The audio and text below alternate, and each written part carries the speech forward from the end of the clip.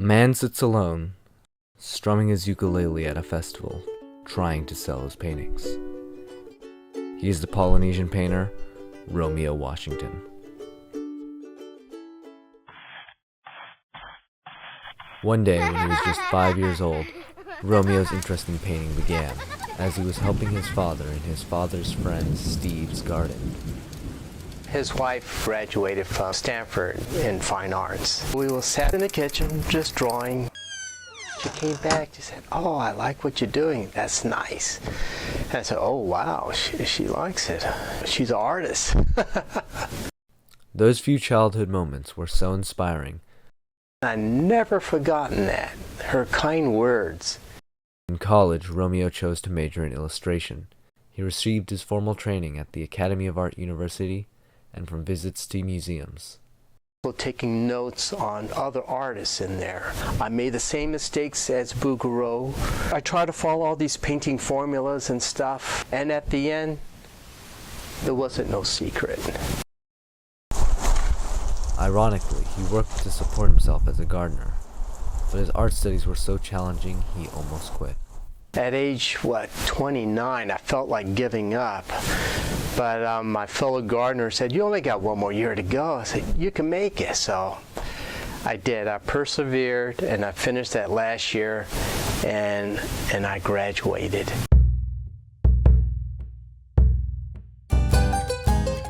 One day, as Romeo was recovering from illness and looking to rest, he went to watch his wife dance with a Polynesian dance group, and it was there that he met Kuma Tiara Clifford, a famous Polynesian dancer and singer.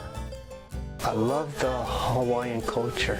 I love the Polynesian culture. It looks so interesting. And with my painting style that I'm starting to develop, I said, this is the direction I want to go. Romeo found his inspiration.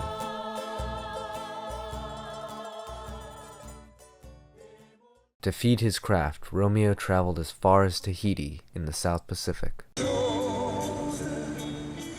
I was in the gallery down there for about 3 or 4 years trying to sell prints, learn how to play the ukulele. I shoot pictures for my paintings, yeah. He honed his own style and voice. And these are the people of Tahiti. I love Tahiti. Romeo has sacrificed time and money, traveling tens and thousands of miles, up to 19 times between San Francisco and Tahiti. And while he doesn't have much, his wife still supports him. I met my wife at the Legion of Honor Art Museum. She was a docent and I was sitting there drawing. And I said, I like her. If it wasn't for her, I wouldn't create a good painting. In Margaret's eyes, Romeo is a great painter. Very realistic painter, almost photorealistic, is what makes Romeo feel like who he is.